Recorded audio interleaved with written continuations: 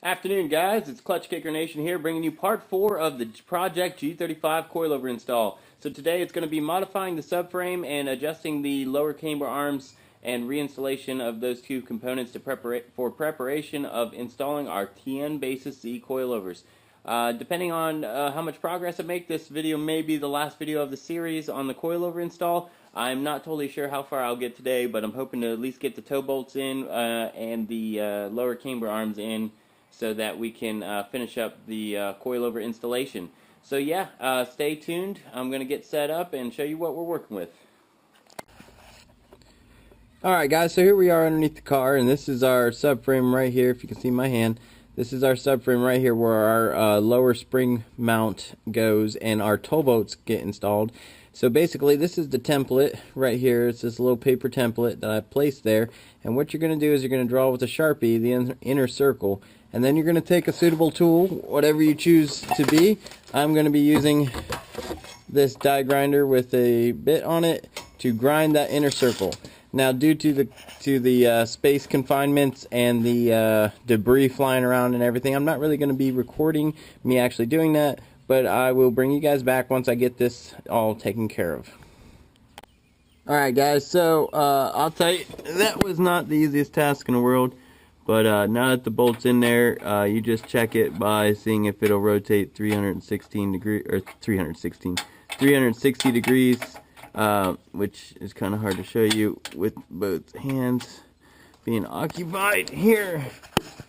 Alright, I'm not sure if you can see this or not, but basically here's the new bolts installed, and you just test it and make sure that it rotates 360 degrees inside the slot like that, which it does. So there you go, that has been modified to allow the aftermarket toe bolts.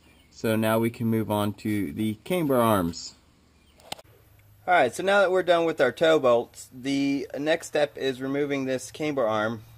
Basically, we're going to remove this camber arm, and then we're going to take our Voodoo 13 camber arm. We're just going to match the lengths up for right now, and once we get it aligned, obviously they'll make the adjustment on the camber arm to adjust the camber to what we want it to be. But to get us safely down the road, we're just going to match the new one up to the length of the factory one. So you're going to have to remove this eccentric bolt, which is where our lockout plates will go once we get the camber arm installed, and this bolt right here on the lower spindle, and then we'll get this arm out of here. Alright, I'm going to go ahead and remove both sides, and then once I have them out of the car, we'll go over adjusting the Voodoo 13 arms to meet the factory size. Alright guys, so I kind of got set up here, so we're going to adjust our lower camber arms to meet the size of the factory camber arms, just so we can put it back in and it be as close to what it was stock, and then that way we can drive it to the alignment shop to get an alignment. So basically this is kind of how I do it, is I loosen all your nuts, and I take a bolt and I stick it in one to the other and one to the other down here, and then I adjust it until they all fit like so. So basically there we go. That is as close as we're going to eyeball it. You know, we got both bolts lined up in the bracket. That's going to give us a fairly close measurement. So then I'm just going to basically snug this down, and I'll tighten everything up once I get it in the actual vehicle. But I don't want it to move while I'm adjusting or installing it. So we're just going to basically just give it a little snug. That way it's in there, and it's not going to just lose our adjustment when we go to put it in the car. So yeah, it's not a very complicated process. Like I say, you just take your two bolts and put it in there, and you know, we'll have to make a small adjustment on this rod end. You want your rod ends to be straight when they're mounted in the vehicle. You don't want them to be statically loaded and everything. And so basically the way you would do that is you loosen this up a little bit, turn your rod in until it's straight, and then snug it back down, and then try to hold your rod end so it doesn't actually rotate. But yeah, so we'll make all those adjustments once we get it in the vehicle, but for now we got our size, our length adjusted, which is our main goal. So I'm going to go ahead and do the other one. So, you know, that's pretty much the easiest way I can think of to get our stock size. But yep, boom, there we go, all done. I'll do the other one and then we'll go to the installation.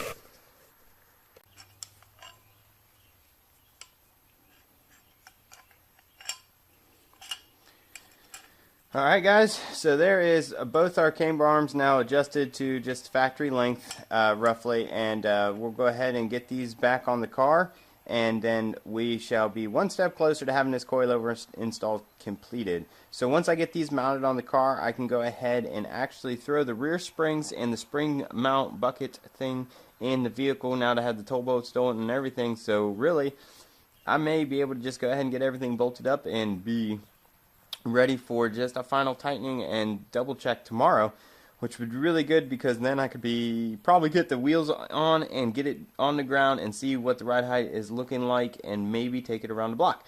Who knows? But I'm getting really excited because we're getting really close to being done with this project, and to be honest, some of the footage I'm shooting with this video isn't really the best. I wish I could get better, but I am actually pretty exhausted from just working all week and all weekend on stuff. So I am trying to just get this done. So I apologize if I'm not video recording, getting footage of as much as I would like to.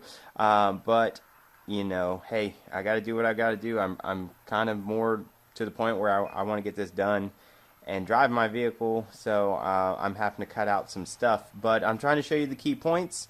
So adjusting your camber arms to factory length for preliminary installation until you get to an alignment shop. So yeah, there's that. I showed you tow bolts, so I'm gonna go ahead and get these back in the car, and I'll bring it back when I get it in the car, and we'll go from there.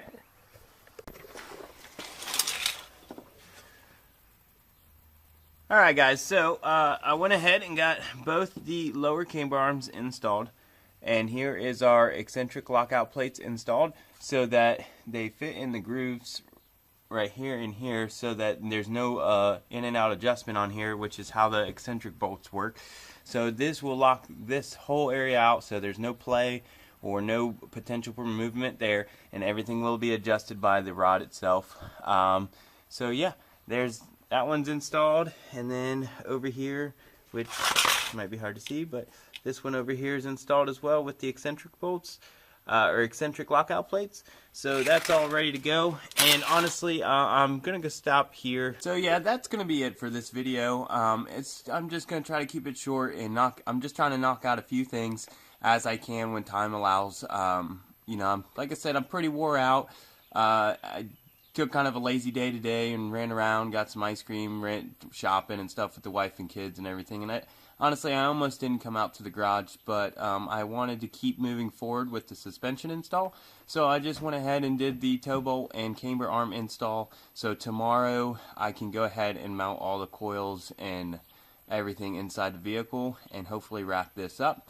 So yeah, if this whole journey through the suspension overhaul, well, not really overhaul, but upgrade on my Project G35 has helped you out any, please like and subscribe, and stay tuned for the next episode in the series, which will hopefully be wheels on the ground and checking out how she looks and taking her for her first drive.